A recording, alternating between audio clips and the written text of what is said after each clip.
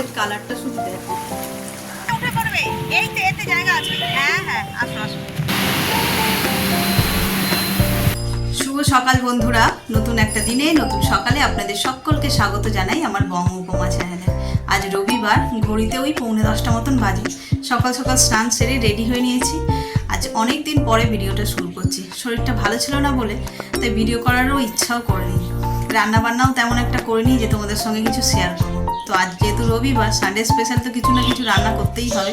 তো সেই জন্য ভাবলাম চলো তাহলে ভিডিওটা আজ থেকেই শুরু করি। সঙ্গে থাকো, কি রান্না করছি, কি করছি না করছি সবটাই তোমাদের সঙ্গে শেয়ার করব। আর ফাইনালি আজ 10 দিন পরে টগরি আসবে বলেছে।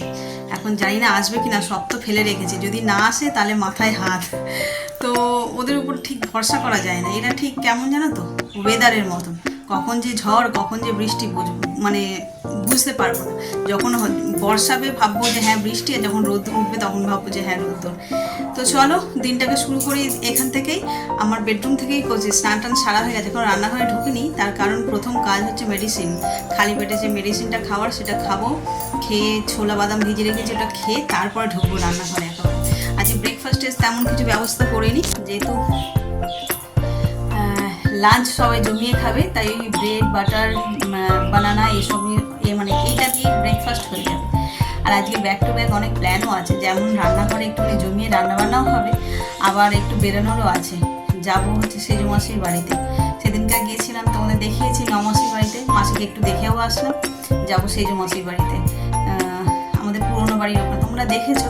মাসির একটু শরীরটা খারাপ, মাসিও তার মধ্যেই পড়ে গেছে, মানে চেয়ারে বসিয়ে রেখেছিল, সেখান থেকে পড়ে গেছে। তাই একটু যাব, আমিও যাবো আর আমার যা যাবে, মানে মাসি শাশুড়ির বৌমা দুজনে মিলেই যাব।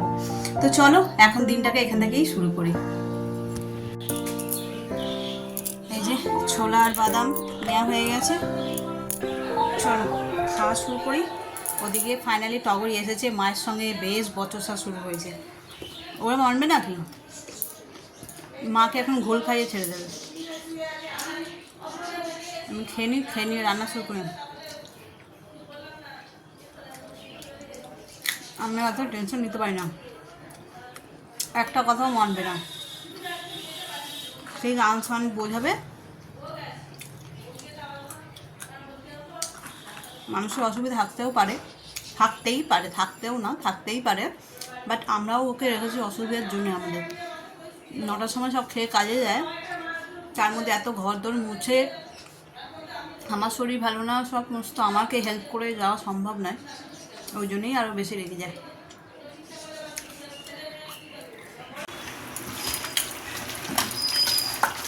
প্রথম যেটা কাজ সেটা হচ্ছে মাংসটাকে ভালো করে ম্যারিনেট করে নেওয়া। এই যে মাংসটাকে বেশ ভালো করে ম্যারিনেট করে নিচ্ছি, নিয়ে তারপরে একদম বসিয়ে দিলেই হয়ে যাবে। এটাকে আধ ঘন্টা মতন রাখবো আজকে। মাংসটা তো ম্যারিনেট করে নিলাম, এটা আধ ঘন্টার মতন থাক, ততক্ষণ আমি অন্যান্য কাজগুলো সব গুছিয়ে নিই আর কি। তো চলো 12টা বাজে 10, এই জাস্ট রান্না বসানো। মাংস তো ম্যারিনেশন হয়ে গেছে, আর এই যে আলু ভাজতে বসিয়ে দিলাম। আলুটা ভাজতে একটু সময় লাগবে, অনেকগুলো আলু আর লাল লাল করে ভাজবো। এর জন্য একে এখন একটুখানি হলুদ আর নুন দিয়ে দেবো।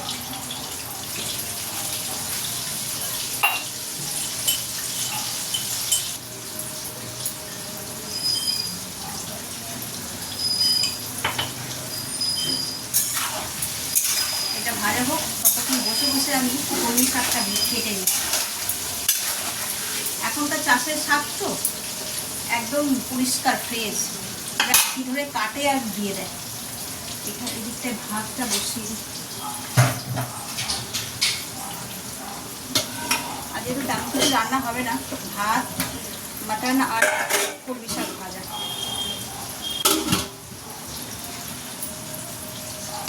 আজকে আবার একটুখানি বাসমতি রাইস হবে, এমনি রাইসে হয়, আজকে সব হয়েছে বাসমতি রাইস খাওয়া হবে।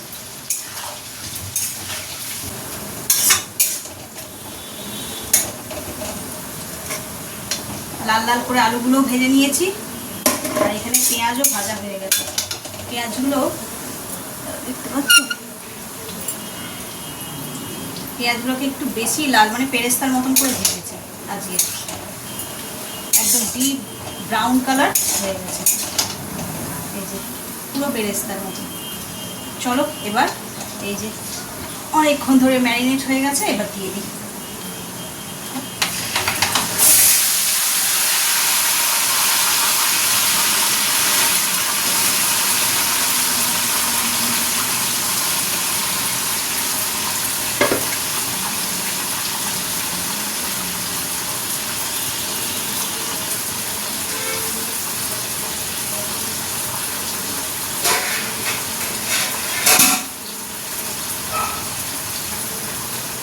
তোমাদের তো বলা হয়নি, এরই মধ্যে আমাদের গ্যাসের পাম্পটা খারাপ হয়ে, তাই কেনা জল ব্যবহার করতে হচ্ছে। ওইখানে তোমার রাখা রয়েছে, জার কিনে এনে একটা রাখা রয়েছে, সেই নিয়েই ব্যবহার করছি রান্নার কাজে। ধোয়াধুয়ি তো এই সমস্ত জলে হয়ে যাচ্ছে, বোরিং জলে।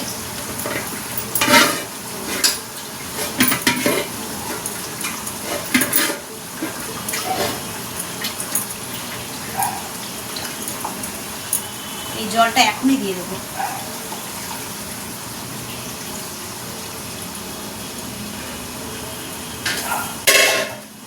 এদিকে শাকও আমার কাটা হয়ে গেছে। এই যে দাঁড়াও, কলমি শাক কাটাতে বেশি সময়ও লাগে না, বিরক্তও লাগে না। বিরক্ত লাগে লাল শাক কাটতে।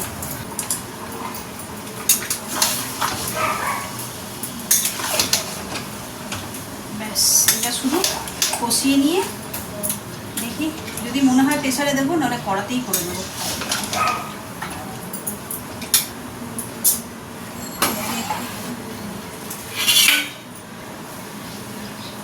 আর একটু বাকি আছে ভাত হতে।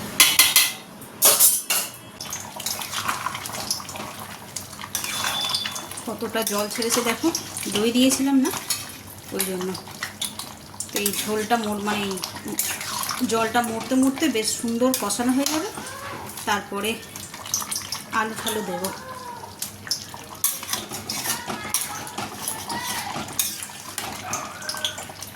আর এইখানে আমি কড়া বসিয়েছি, করবো কলমি শাক ভাজা। রসুন দিয়ে দিলাম, একটু বেশি করেই রসুনটা দিলাম। একটু লাল লাল হয়ে যাক। ভাত আমার হয়ে গেছে।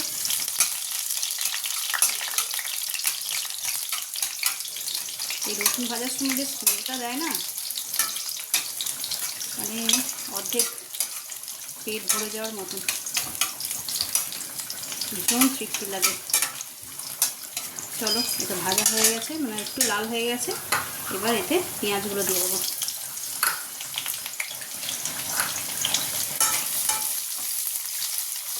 পেঁয়াজটা লাল লাল করে ভেজে নিই। এখানে শাক আমার কেটে ধুয়ে একদম রেডি করা রয়েছে।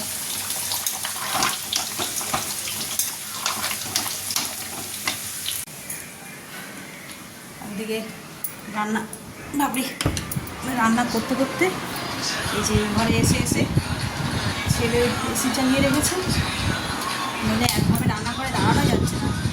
আর বাইরে কিন্তু তেমন একটা রোদ্দুর নেই, জানো, হালকা মেঘলা মতন করেছে, কিন্তু এত গুমট হয়ে আছে না যে তার চেয়ে বেশি গরম লাগছে আরও। চলো একটু রেস্ট নিই, ওদিকে আবার পেঁয়াজটা ভাজতে একটু সময় লাগবে। মাংসের কালারটা শুধু দেখো, সেই কালার হয়েছে, সেই মাটন যত কষবে তার কালারটাও তত সুন্দর হবে। এটা যদি এরকম রেখে দিতাম, বাটার নান দিয়ে দারুণ খাওয়া যেত, কিন্তু ভাত দিয়ে খাবো। এই যে আবার আলু দেওয়া হবে।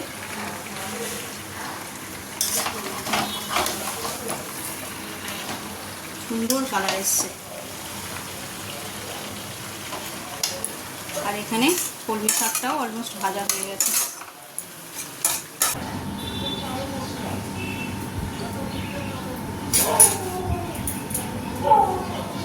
বাবা, বাইরে করেছে চরম মেঘ, কে জানে। আর ঘড়িতে বাজে 2:10। এদিকে আমার রান্না ডান। মাংসটা হয়ে গেছিল, জাস্ট একটুখানি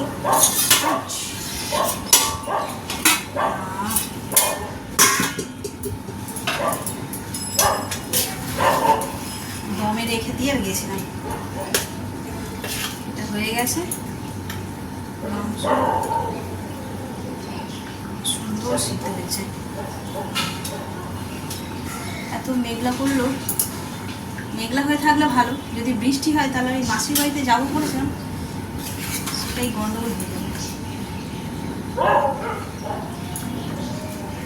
চলো, এটা তো কমপ্লিট। এবার একটু সিক্রেট টাচ এতে লাগবে, একদম বেশি রিচ করে নি, হালকা একদম ঝোল ঝোল মতনই রেখেছি।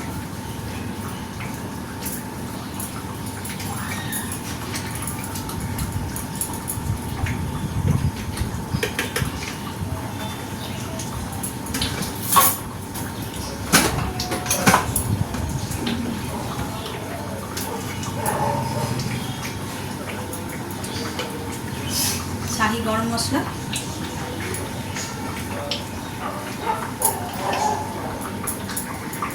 মাংসতে একটু গরম মশলা না দিলে যেন পূর্ণ হয় না রান্না আমার।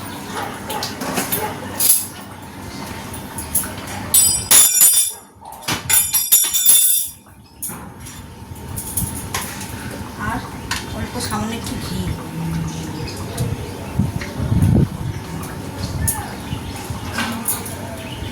ব্যাস।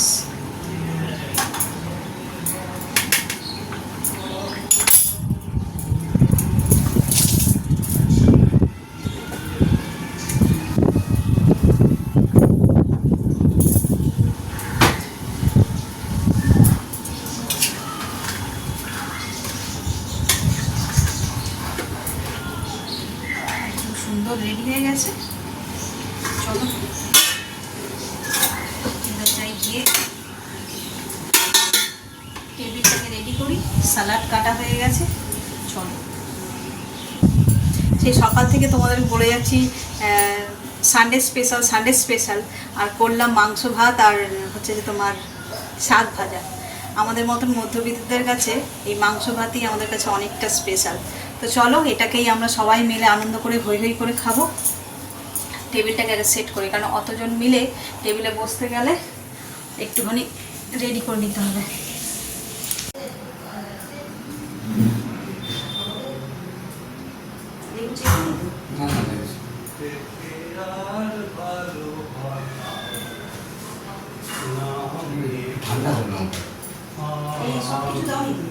কিচ্ছু দিই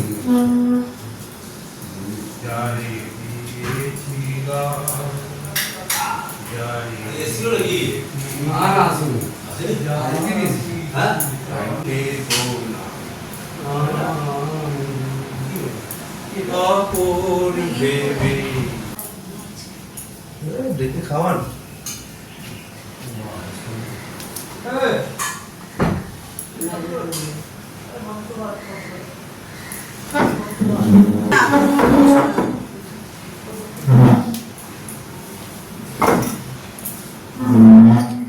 জয় গুরু।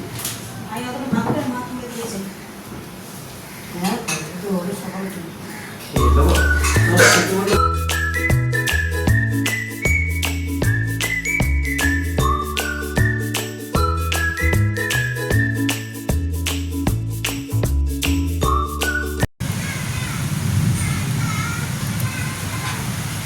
বুঝতে পারছো, ঘড়িতে বাজে 4:10, অন্ধকার করে এসেছে, ঝড় শুরু হয়েছে।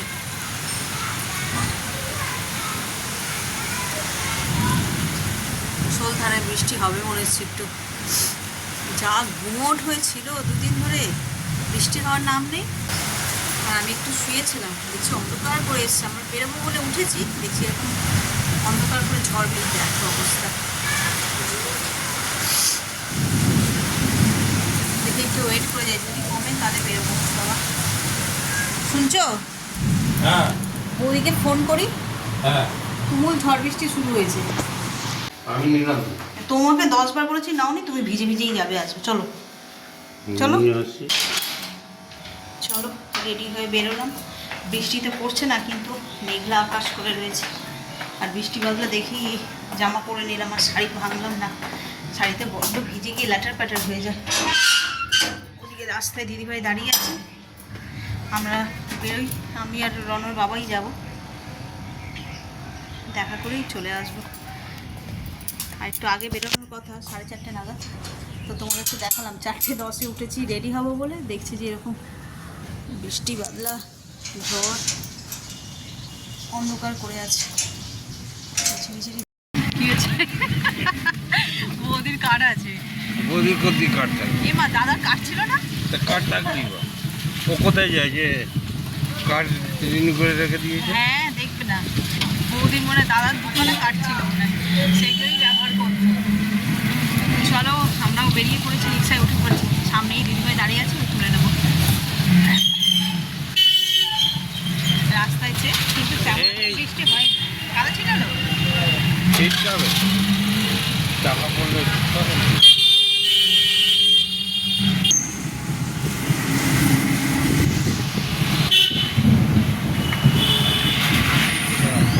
দাঁড়িয়ে আছে।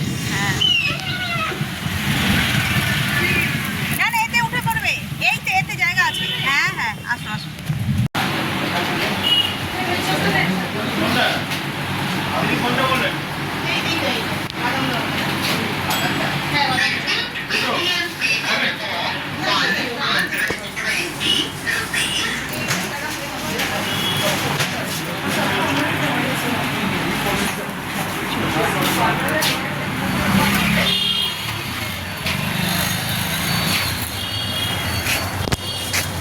ফলো করলে লোককে জিজ্ঞেস করবে। ওই যে আসছে।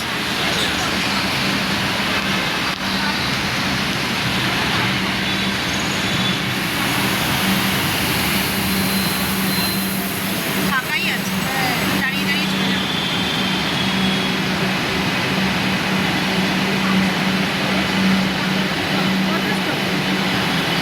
অনেকগুলো এই প্রায়।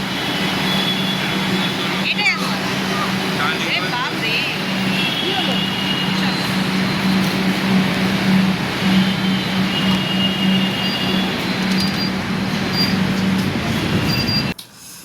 এই থাকো, রুটি দিয়ে ভালো লাগছে না সকালে ভাত দিয়ে বেশি ভালো লাগছিল? ভালো, দুটোই ভালো লাগবে। হুম, হাত দিয়ে তো ভালো লেগেছে, রুটিও এখন ঘন হয়ে গেছে তো, রুটি দিয়ে ভালো লাগছে। রুটি দিয়েও ভালো লাগবে, রুটি মাংস। এখন হচ্ছে যে রাতের ডিনার করতে বসেছি। এই যে সকালের মাংস, রুটি আর পেঁয়াজ। মাংস দুটো দিয়েই ভালো লাগে। কষা কষা মাংস রুটি দিয়েই বেশি ভালো লাগে, তাই না? তো চলো, খাওয়া দাওয়াটা সারি। আর আমরা ওই বাড়ি থেকে অনেকক্ষণ ফিরেছি, আর ওখানে গিয়ে যেহেতু মাসি খুবই অসুস্থ, তাই আর কিচ্ছু ভিডিও করিনি। ওখানে বসে সবাই মিলে একটুখানি কথা টথা বলে গল্প করে বাড়ি চলে এসেছি। তাও এসছি অনেকক্ষণ, 9টার মধ্যে চলে এসেছি না? এসে তারপর ঘরে ওই মাসির আপডেট মায়ের সঙ্গে শেয়ার করছিলাম আর কি। তো চলো, সকলের খাওয়া দাওয়া হয়েছে, শুধু আমি আর ওর বাবা বাকি। বিকেলবেলা বৃষ্টিটা হয়ে না, ওয়েদারটা এত প্লেজেন্ট হয়ে গেছে না। ওই যে আমরা গেলাম অতখানি রাস্তায়, গিয়ে আবার ঘুরে এলাম, একটুও কষ্ট হয়নি। এমনি মেট্রো করেই গেছি, তো কোনো কষ্টই হয়নি। তারপরে এসে খাওয়া দাওয়া করলাম। তো এই জাস্ট খাওয়া দাওয়া কমপ্লিট হলো, আর ঘড়িতে বেজে গেছে 11:30। তো চলো, ব্লগটাকে আর বেশি বড় করছি না, এই পর্যন্তই রাখছি। এত পর্যন্ত যারা দেখছেন তাদের অসংখ্য ধন্যবাদ। আর এত পর্যন্ত দেখে যদি কিছু ভালো লেগে থাকে তাহলে please like, comment, share and subscribe. সকলে ভালো থাকবেন, সুস্থ থাকবেন। আগামীকাল আবার একটা নতুন দিনের সঙ্গে দেখা হচ্ছে। Good night.